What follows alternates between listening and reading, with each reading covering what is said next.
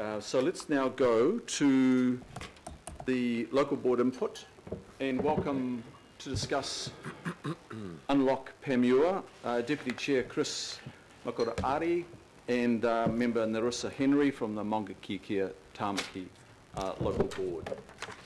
Chris, great to have you here, Nerissa, and one other which I'll let you introduce. Hello, I'm Jessica Trask, Advisor to the Maungakiekia Tāmaki local board. Welcome, Jessica. My apologies for not noting your name here. Chris, in your hands? Kia ora koutou, ko Chris Makuraari. Yeah, so we're just here from the local board to support Unlock Panmure. It was a good quote what Denisha said, because when I think of unlock, I think of a door. And Panmure is a door to a jewel. And we have a jewel in Panmure with a whole lot of assets, history. Denise mentioned Mokoia Pa, but we have Van Dam's Lagoon, Panmure Basin, which has historical Māori connections through a taniwha. So we're fully supportive of the Unlock Panmure, but from a local board perspective, we're there to assure that there is good community engagement and community input. The Amity project has brought some negative response from community and some negative feedback to council processes, especially around engagement. So the local board has to work beside Panuku, and we're in a good place at the moment, and they're listening to us, and to keep them on track and to keep that engagement going. There's good opportunity to upgrade our facilities. Our facilities are worn, and they're not working, and the space itself doesn't work. So the opportunity to create a civic space within the heart of Panmure will only unlock the potential of community assets which are currently lacking. We have a Panmure Hall that was built in the 50s, and it was an RSA hall, and it still tries to perform like an RSA hall, but as the community has changed, it needs a different sort of facility to meet those needs.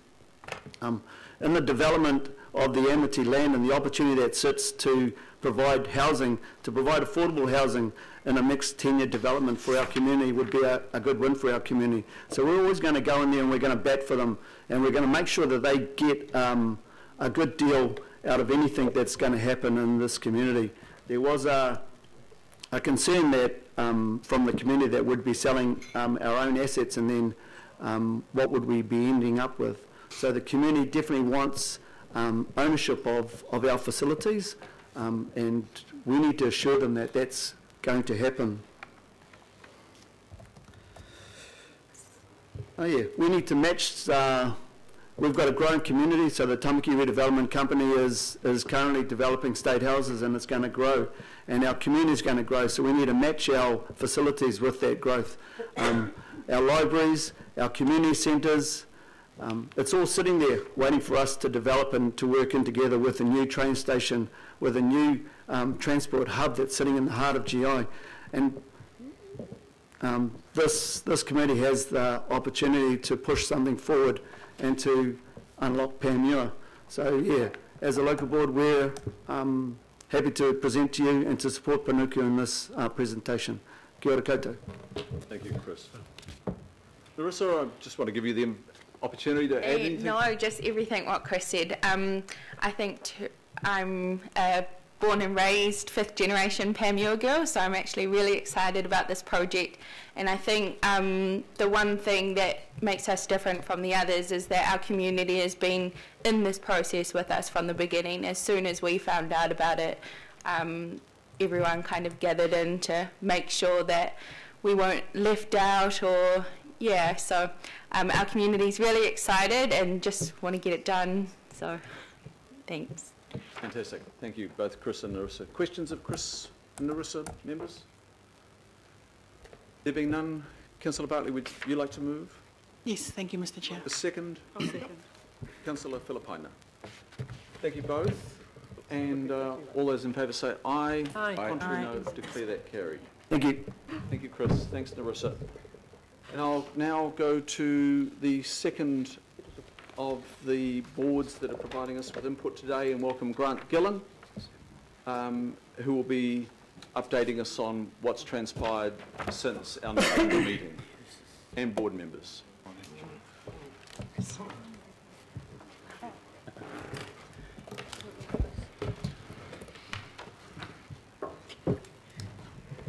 Grant, if you could focus on what's transpired between the last meeting of the Planning Committee in November and current. Thank you, Mr. Chair. Absolutely.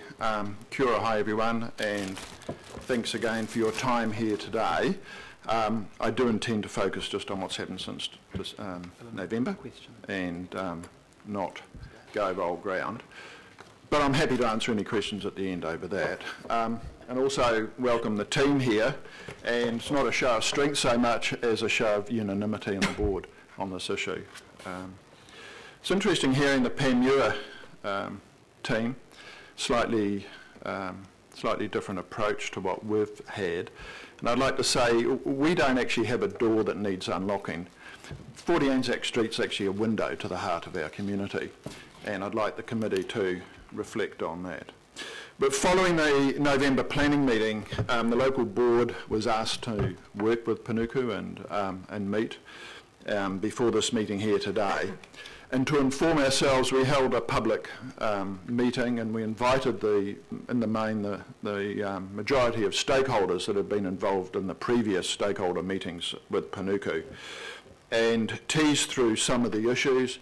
The board was keen to find out what the community's main issues were with the proposal, what the sort of the showstopper areas were, and see if we could come to some sort of compromise or agreement amongst the community. And I'm quite pleased that there was almost near unanimity amongst the community at that meeting. We also met with Panuku in December and again in February. And I think the December meeting seemed very productive, and the board sort of entered the Christmas period with high hopes. And but unfortunately, when we got to the March meeting or the February meeting, those hopes were dashed. I think for the first time we heard Panuku say that under no circumstances would there be any car parking on 40 Anzac. And yet that had been the main thrust of all our meetings through there. It wasn't so much a concern about development.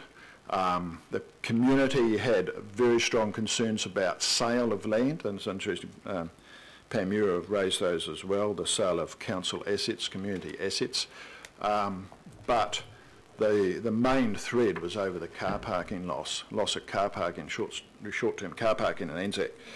And it wasn't till February that the board was told that under no circumstance would Panuku support any car parking there.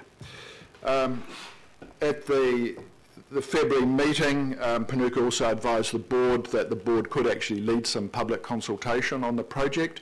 But I see in the report before us today, it only talks about the board being involved in the public space aspect of the project.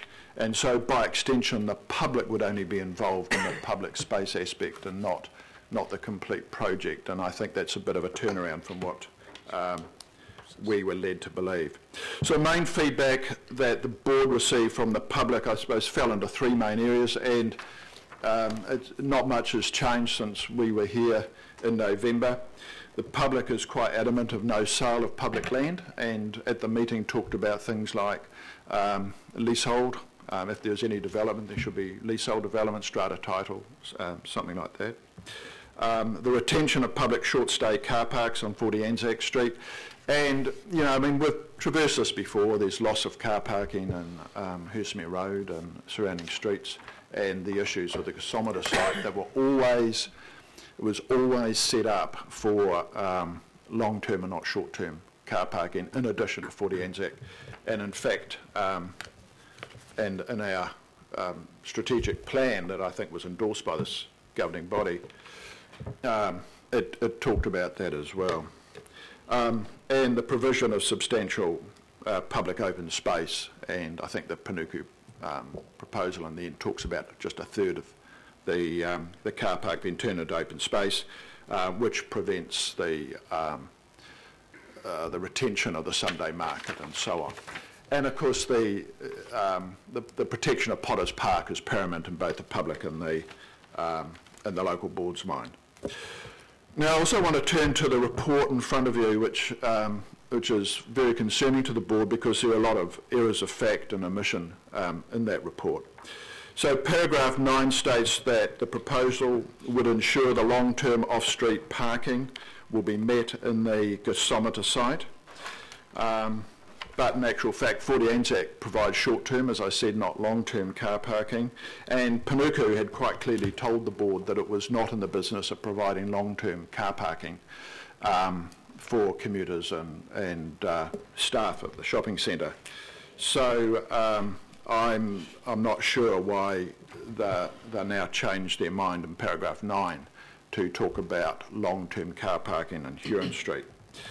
The Huron Street proposal does not meet the short-term car parking needs, and this was a point that was reiterated by the Takapuna Beach Business Association, who did quite an extensive survey of their members.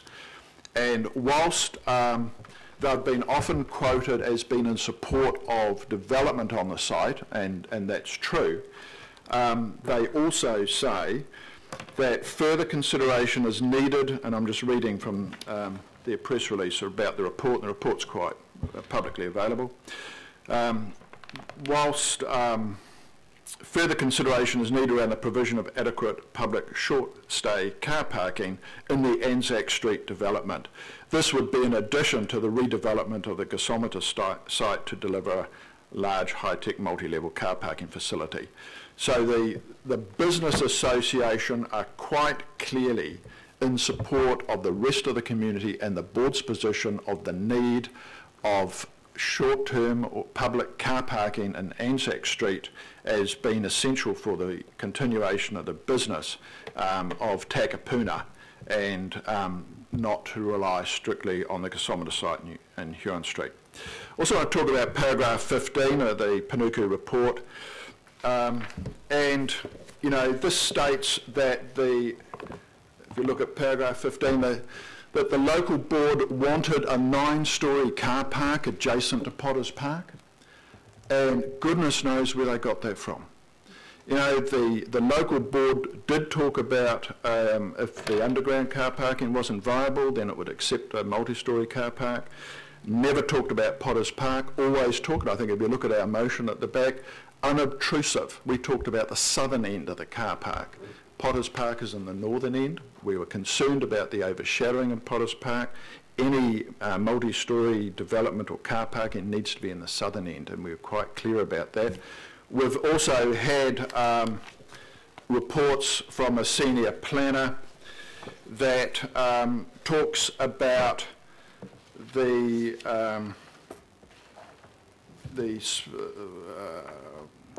400 spaces car park could be on a four-floor building and not 8 to 9 floors as suggested by Panuku.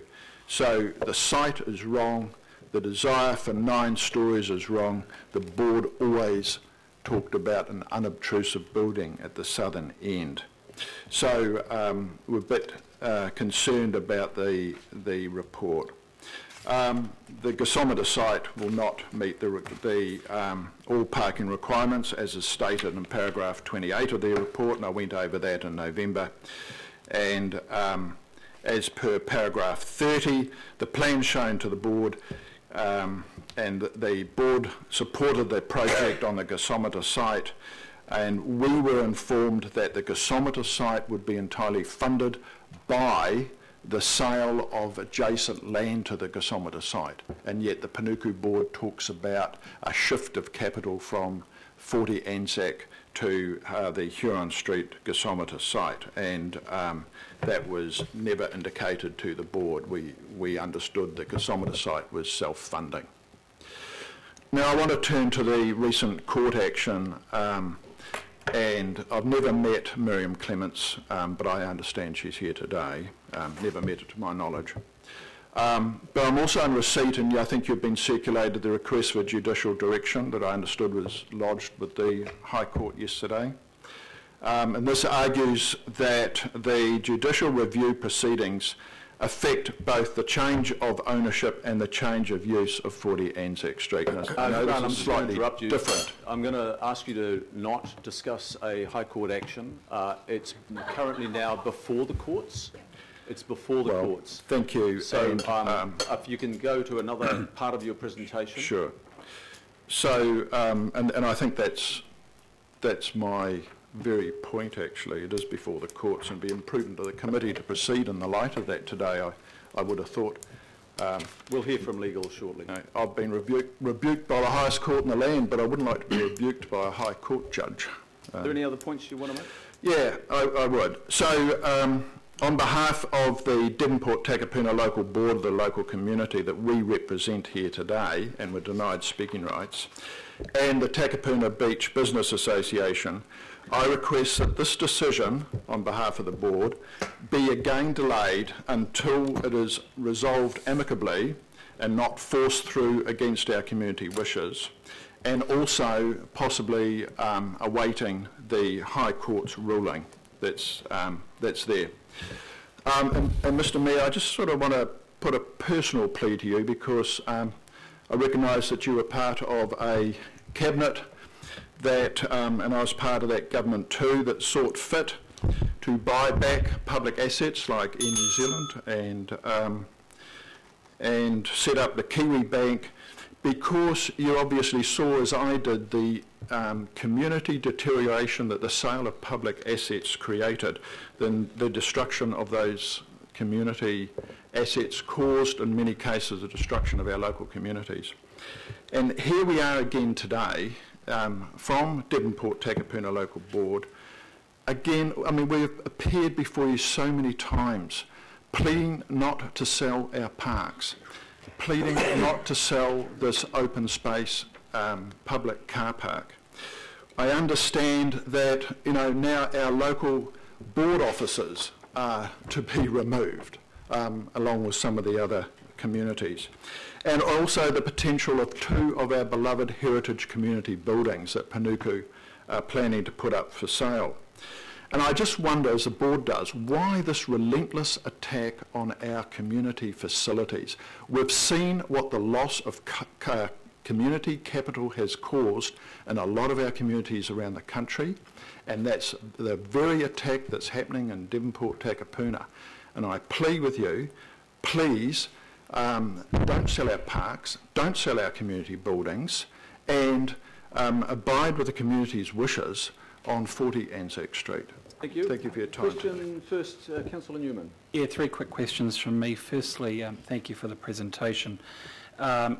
So just to confirm that the meetings that you've had with Panuku subsequent to the last meeting of the governing of this committee on this matter, that the options of public parking at 40 Anzac Street have never been put on the table for discussion with you? The options that are here, we saw in their report, you mean? Yeah. Yes. In the discussion that they've had with the board, have options for public parking, car parking at 40 Anzac Street been discussed with you? Yeah. So, in December, we talked about public car parking, but it wasn't till February. And Panuku had offered to go back and look up some options, which they did do, and they brought that back in February. I don't believe they were the options that we see in front of us. The recollection I had is that we had 3 or 4 options, and unfortunately Panuku took all those back with them, and we're going to forward electronically to our local board advisor. They never came through. So I can't compare. But they do seem to be quite different to what was discussed with us. But it was in the February meeting that they were quite adamant, and that was the first time I recall that coming up, that they did not support, and they said that Auckland Transport didn't support any car parking on 40 Anzac. But even when we look at these options in front of us, they're talking about like the difference between option 1 and option 2. Then option 2 would sell 2/3 of the the Anzac Street car park, and the sale price would give them $1.25 million extra than only selling one-third. So the options don't seem viable. As well. Sorry? And my follow-up question to the board, it's recommended that with respect to the town square that we follow the council's open space provision policy guidelines. As I understand it, the guidelines would set a minimum of 3,000 square metres. Is the board aware that that is substantially less, very substantially less, than the current open space at that site? Oh, yeah, absolutely, and that concerns us greatly. Okay. Thank you. Councillor Filipaina. Thank you, Chair. Grant to you and local board, and ngā mihi kia koutou katoa. Grant, I'm going to ask a question, and I've got about, well, 3 very quick ones. You've covered who was invited in the November meeting prior to talking to Panuku. Were the members of the previous Greater Takapuna reference group, were they invited to attend that particular meeting? So, I suppose short answer, yes, but I mean that group's disbanded, and mainly because we were required to fund it after a certain point of time. The board didn't have the budget, so we couldn't continue to fund it. But the members are very active in the community and in a whole lot of other roles, and it was those roles that they were invited onto the reference group. And so in their individual capacity in those other roles, yeah, they were invited. So I suppose a short answer, in the main, yes. Now, whether every single one was, I couldn't be sure of that. And their comments, just supplementary, Chair, their comments at the meeting that was arranged, were they supportive of the local board action? So the local board position is based on a community view, and that's as we're required by statute to represent that. However, I would suggest that individually we've come to the same conclusion anyway, and so we feel comfortable with that view. And that is that the public space should be retained, and that the land should not be sold. If there was to be any development, there should be on leasehold or strata title land, and or some other mechanism, and that there be car parking on it. Now, there is debate as to whether 270 car parks, 400 car parks, and so on, and I think those sorts of details should be worked through later. But fundamentally, in principle, it should not be sold. If there's any development, there needs to be some car parking on there, and there needs to be some open space. Now, parts of the community that were there ranged from those who wanted 100% open space sort of park, to those who wanted majority car park, and you had all political spectrums, all people in the community, and also the business associations represented there as well. And through the night, we came to a pretty much unanimous conclusion on that, with either side, giving a little bit and compromising until, the position you have from the board is pretty much reflected of what that community position was. Okay, sorry again, Chair, just got 2 more. You mentioned some of the report that we'll be discussing very soon. I'm referring to attachment C on page 80, and there's a reference to the Greater Takapuna reference group. Now, am I correct that the recommendations that they made did not include retention of more car parks at Anzac Street?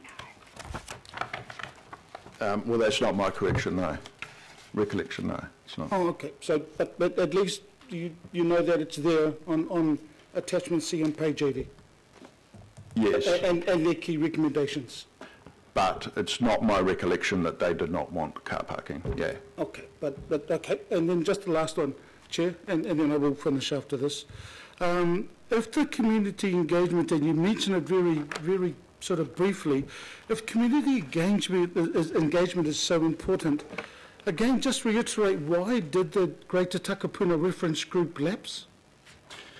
So it was, the board asked for it to be set up to guide the board in its actions going forward and its policy and working with Panuku.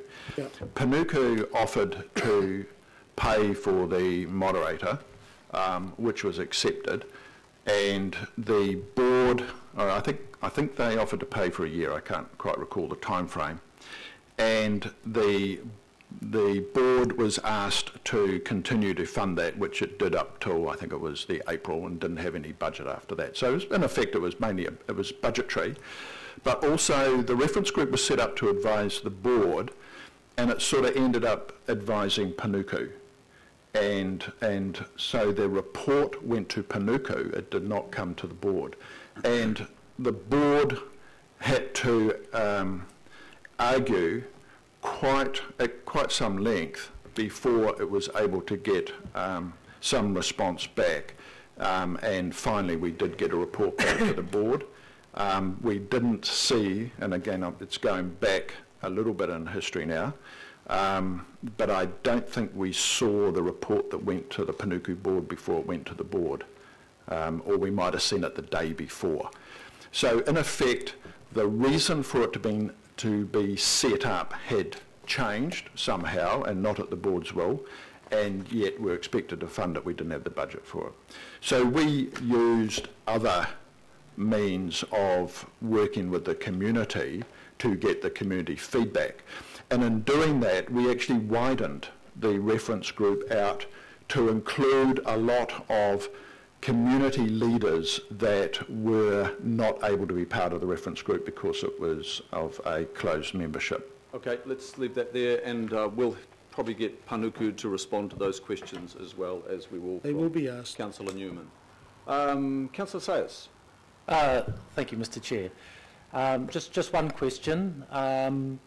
But first of all, Mr. Gillen, thank you for your presentation today, and the show of unity. And I also appreciated your comment about the community almost being, 100% behind you. That carries a lot of weight, and so I'm glad that you had the opportunity through the chair to come and present to us today.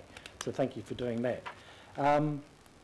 Obviously, we'll hear from Panuku a little bit later, but my questions are probably around. I think your statement that the report, you had concerns about that as an understatement by listening to your presentation today. So are you,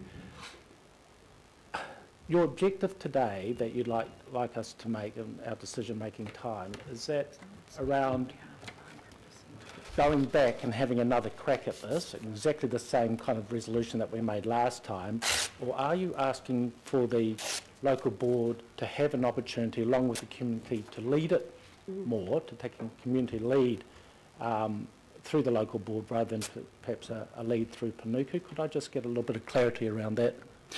So the decision in February I thought we'd reached was that the local board could lead the engagement with the community over the future of the whole site. The report states that they're going to work with us and somebody else, I forget who it was, with just the public side. So it was I think there was a different understanding of what was going forward.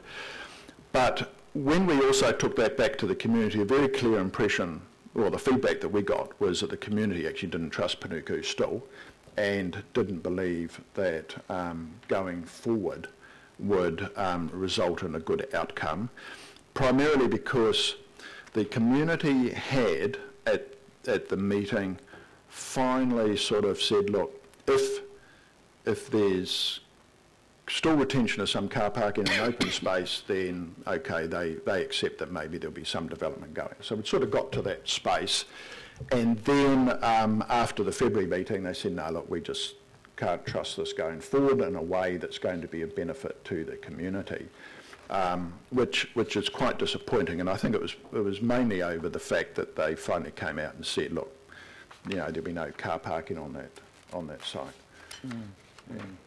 Okay. So I suppose on the deferment, so the feedback from the community is they just want it deferred forever. Forever. Forever. Which probably is unrealistic. But I think in light of the things that are happening that we're not allowed to mention today, I think a deferment until after the unmentionable judgment is made is probably the more sensible stance to take, because then at least we know what the legal outcome is. And, you know, we need to be very, very clear that a change of use facilitates sale. And, you know, the judicial review is about the sale. And so the two are combined. No matter how much our legal team try to separate them out, they are combined. Okay, and I think we're on a slippery slope. Councillor Watson. Thank you very much. Thank you, Mr. Chair.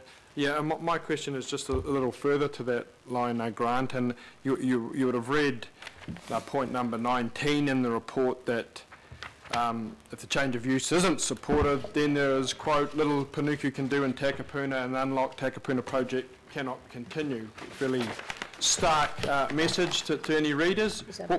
What's the board's response to that statement? Yeah, well, I mean, that's disappointing because I think the board had moved quite a lot over the last few months, and I thought we were coming to an agreement prior to Christmas that we could meet everybody's needs.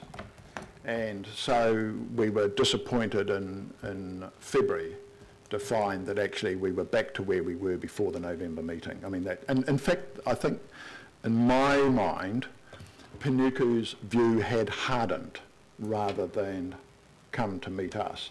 And yet the community view and the board's view had softened slightly, although there were some who had never softened in that respect.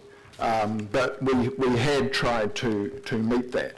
So I think that was before any High Court stuff had happened. And so I would have thought that with 19, it's not really even us who's now saying it's not supported. I think it's prudent to wait till the High Court decision, actually. Thank you. Councillor Casey. I'll try and frame my question properly, Grant. We've just been listening to Unlock Panmure and, you know, the united front of Member of Parliament, councillors and local board. It's patently not the case for Takapuna for this particular project. And I think what I want to ask you is about your feelings, if you like, as a local board, because it harks back for me to Three Kings, where it felt that Puki Tapapa was just disregarded. So I'm interested, having gone through the governance framework review and looked at specifically the role of local boards and your delegation for placemaking, how does this leave you, regardless at the moment of the decision today, whether we delay or whether you say yes or no, how, as a local board, are you shaping up with regard to this project and into the future, your role? Yeah, thanks, Kathy. And I mean, I think of the Three Kings exercise quite often in relation to this. And I also note that the Panmure team, and from what I could hear from the back, were, the community had advised them that they didn't want to sell any council assets either. And so I think that message is the same. And if that understanding was given, then why is it not given in Takapuna? But the role of the local board going forward after the governance framework review is interesting because, the board will have a stronger role in service assets. What we've found just in the last couple of weeks in Devonport Takapuna is that 2 of our precious buildings have been transferred from service to non-service, which means the board has no say in them being sold, but Panuku does. So it's a bit of sleight of hand. So where the board now has a little bit of say in the sale of service assets and transferring that and the money coming back to the board, it doesn't with non-service, and these have just suddenly, and we were never informed, we were never asked, we weren't even told formally, it just arose in corridor conversations and it was transferred without us knowing. And when I think of what's happened at the holiday park, the sale of our little local pocket parks, and I'm continuously here in front of this committee or another sort of saying, please don't sell our parks, and the Anzac Street thing, and then these 2 other buildings, I'm dreading sort of going back to the community and having to tell them that our council is doing this to them. So when you ask, I think I probably made my feelings well. Thank you. Councillor Walker? Sure. Got a few questions. First off, around parking, you mentioned that there's going to be a loss of a significant number of parks in Hurstmere Road. Is there the loss of other parks around the Takapuna area because of changes around pedestrianisation, cycling and the like? Yes. Looking at? Yes, there is, but the interesting thing is that a lot of the comments about where people, in the report about where people shop and where they will walk and what they will do and that, are not, there's no reports or research that actually shows that. And anyone who's visited the site will see that the alternative car parking is miles away, and no one dragging a couple of kids or shopping or a pram or something can actually go and do that. But also more interesting is the recent developments that are occurring at Westfield and so on. Yeah, where they're talking about, and I know these are private malls and private developments, they're talking about increasing their car parking by 100% to thousands of car parks, because it's the only way they can make their malls viable. And as I said last time in November, I mean, what's going to happen is you're not going to get people parking in Huron Street and walking up to Hurstmere Road to shop. They'll go and park in the mall and shop in the mall. And so the strip shopping will actually deteriorate. So just to clarify, is there any report that covers off the loss of parking generally around Takapuna? It'll be released in March. Yeah, so it's not out. Auckland Transport are releasing a report in March. So we don't have it now? No. Okay, okay, fine. The other question I've got just goes to the parking options and where the parking is located. And you made reference to paragraph 15 around the gasometer site. Having said that, is it the local board's contention that the better place for parking is on the Anzac site and that could be a multi-storey car park? Sure. Is that the case? So it was a bit more complex than that. Originally the gasometer site was purchased for additional car parking, which was deemed to be necessary at the time of the purchase for long term. Basically, it was to get the cars off the streets, because a lot of people are parking on the streets and going down to the Ekaringa bus station, or they're going to work and clogging up the street. So the gasometer site was primarily designed, purchased for that, and it was a PPP really. The Anzac Street site was always short-term car parking for the shops, and it's at the back of the shops, and we're removing a lot of parking from the front of the shops, and the proposal is to remove it from the back as well. So we're losing twice as much. So, and the proposal that Panuku brought to us about this time last year was to sell some of the land at Huron Street, which would pay for the development of the gasometer site on the rest of the land at Huron Street. And now their subsequent reports are saying, well, if they do one, they can't do the other, and they're not getting the funding and that. So the options really are not clear as to what the costs are, and they're certainly different to what we saw in February, from my recollection. But as I say, I haven't got the pages here. But one was short-term car parking for the shoppers, and that's supported by the Business Association, and the other's a long-term down here. Just taking the option a step further around parking on the Anzac site, has the option of a multi-level car park, say of the order of 500 parks, plus apartment space above on a smaller site, a smaller part of the overall site being considered? Well, that's what we were advocating for as a fallback position. That's right. And has that been considered? Have you seen that? No. We haven't seen it, no. Okay, fine.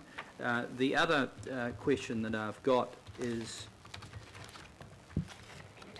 just around the leadership of the local board. Am I to understand that the local board is in a position to lead engagement with the community going forward around this issue generally? So we We offered that and understood that Panuku had accepted that. It's slightly different to what's in the report now. And final question, and it goes to some of the issues that have been raised, but I just want to have some real clarity around this, and that is my understanding that the Business Association, the community and the local board are in complete alignment on this issue. That is, not selling the Anzac site. Okay, so I can't speak for the TBBA on the sale of the site. I know there are aspects of the community, including the Business Association, who support some measure of development on the site. Some don't want it sold, others might be agnostic on that. So I can't speak for the Business Association on that. However, what I can say is that we're all aligned on having car parking retained there, and that's the showstopper with Panuku. So we can argue details of how much open space, where the open space might be, where the development might be, how much development, how much open space, you know, how many car parks, all of that sort of thing. We can negotiate, argue, consult, whatever, over those details. Where the showstopper is, you know, Panuku are arguing we should not have one single car park even on that site, and that's for the public, and that's where the showstopper is actually on car parking. The rest are detail. Even the number of car parks are probably details that we could work around. Thank you. That's good to have. Thank you. Mayor Goff, please. Thank you very much, Mr Chair, and can I thank the local board members for all being here today, and Grant, you for your submission. In the paper in front of us, we're told that the local board's preferred option would involve a net additional expenditure by council of $35.25 million, which would be unbudgeted expenditure by council, and obviously we haven't got that. We've got transformation and regeneration projects all over Auckland, all of which require expenditure. And we're also told, I think, as Councillor Watson pointed out, that if the change of use is not improved, then Unlock Takapuna will simply come to an end, and that money will be diverted to other areas. Could I just get, you know, total clarification from you? I know you've said some in the community want it off the books forever, and I accept that there'll be some people who think that way, but in terms of the opinion of the local board, are you prepared to see Unlock Takapuna lapse if this, rather than have the change of use recommendations from the hearing panel go through today? Yeah. Well, I think, and I can only go from the feel, is that probably yes. But okay. That's not a question that we've actually addressed. But, Mr Goff, these figures just don't add up. I mean, for example, in option 1, with the 25 mil for the gasometer site, there's land being sold on the gasometer site to pay for the gasometer site building. So that 25 million is actually self-funded. Well, we were told that, and we supported the gasometer site project about this time last year, and those reports will be public. And that's what we were told. And it was to be future-proofed for extra car parking to be put on top as the need arose. And that need for extra car parking was foreseen because they were arguing that it would be future-proofed. The car park cost of, I mean, they've got 40 million in option 1, and they've got 30 million in option 2. So the 40 million was extra for the undergrounding, which we talked about last time. The board settled, and I think we're a little bit divided on this, but settled for a multi-level one for the 30 million instead of the 40. So if we looked at that, there's a difference of less than 5 million to build that site. But the proposals that we saw in February were quite different to this. The proposals that we saw in Brian, February can I just interrupt you there? showed a surplus. Gave the answer to the core question. What I'd think like to do is, Panuku, I'm sure they are making some notes of the things that you're questioning here, and we'll get Panuku to clarify the so-called ambiguity around the numbers. So when they present, we'll get that clarified. Thank you. Councillor, I just want to, as far as the board is concerned, it really is a matter of principle as far as our board is concerned. Sorry, George, I'm going to take questions. Councillor Lee. I'm happy to hear Councillor Lee. Maybe You can answer the next question. Elder statesman would.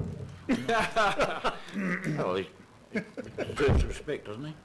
No, Councillor Lee, you have a question? Elder statesman. Yes. Thank you, Grant. Members, I'm sorry to, and surprised actually, that you're back so early, given there are legal proceedings going on. My question is this: you say that in the first engagement in December, things were quite positive and constructive, and then you say in February it wasn't the case. Did you have any idea why? Was it due to different people, or a change of position from Panuku, or change of position from yourself? What caused the engagement to essentially fail? Oh, okay. Well, from my perspective, no, it wasn't a personality thing or a people thing. It was the I think in December, the board thought we were able to work towards a compromise of some sort. And in February, it became quite clear that there was no compromise. And as I say, we were given options, all of which seem to be different to the ones that are here now. But it was a hardening of a position rather than trying to work towards a workable solution for that site. And so when, we think about should it go ahead or not, the board's unanimous, as is a community, that this is a bad plan. And bad plans shouldn't go ahead just because there might be seen to be a lost opportunity. Once we get rid of the land, we can't do anything with it. So while it's there, we can always use it in the future for something. And we don't know what that future might be, but once it's built on and sold off to developers, and might I remind the committee that a large number of the people surveyed in the Takapuna Beach Business Association survey are developers who also, came to the conclusion that you still needed to have public car parking on that site. So it wasn't just a developer grab for the car park. But once it's gone and built on, you have no options for the future. Now, today, we still have options, and we need to work on those and get the best outcome for the community. Can I ask one supplementary, Mr. Chairman? Yes. In this report, your position is portrayed, according to you, not necessarily accurately, 9-storey car park buildings, etc., etc. Could you summarise for us the essential difference between your position and the position of Development Auckland Panuku? Well, I think, the essential difference is they want to sell it and we don't. But the showstopper was over car parking. So we wanted to retain some car parking on that site. We were happy to compromise to a multi-storey unobtrusive car park, which we saw could be around the southern end of the car park, and worked out to 4 to 5 storeys. And the Panuku report, well, the Panuku don't want any car parking whatsoever, but their report of 9 storeys next to Potters Park is clearly wrong. Okay, thank you. Can I just ask one more question? Am I right in getting the impression that originally Panuku's mixed-use approach did include some car parking, and now it seems to harden to car parking is not good for retail, which is quite a novel theory? Yeah, it is. Westfield and them would be very interested in this approach. Has it changed? I don't know that it changed. I think it was just less clear.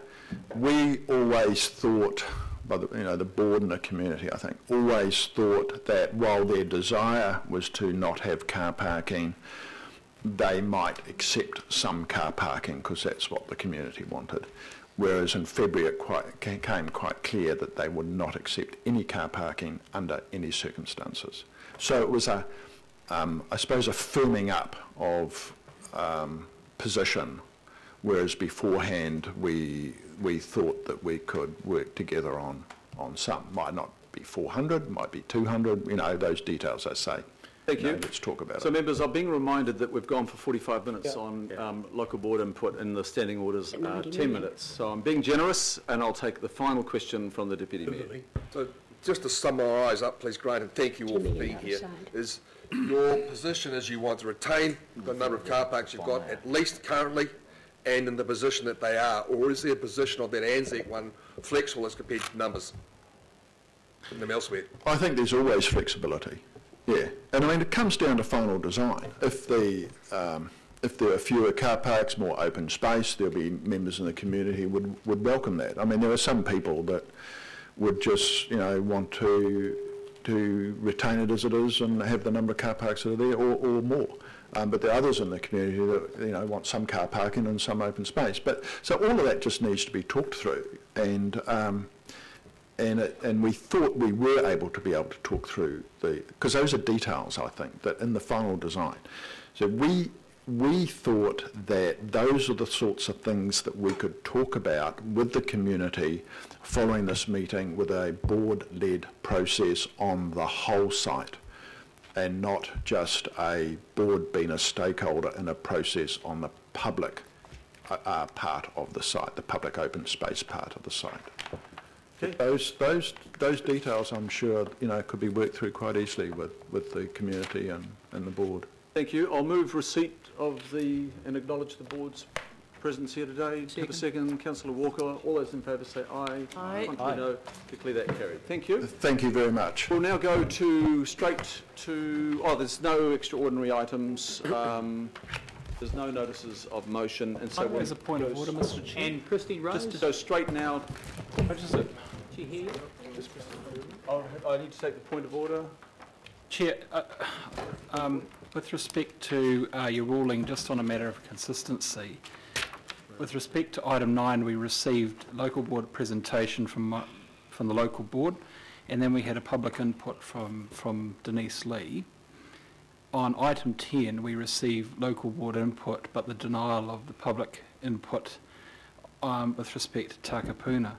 I'm wondering, because neither of these items are statutory, they are place-making items, if there is now an opportunity for the consistency of the way in which the two items are treated, if those requests of public input could be reconsidered. Now, I know that your ruling is final, but I'd ask you to take some advice on that. If they are not matters that are statutory, for the purpose of consistency, could we please reconsider the denial of the input from the Takapuna people? So I'll just repeat it again. The Takapuna report is based on a hearings report, a regulatory process that we've gone through. I did raise that in November. We had a legal opinion then on the reasons. We've repeated them here today. And yes, my ruling is final. So now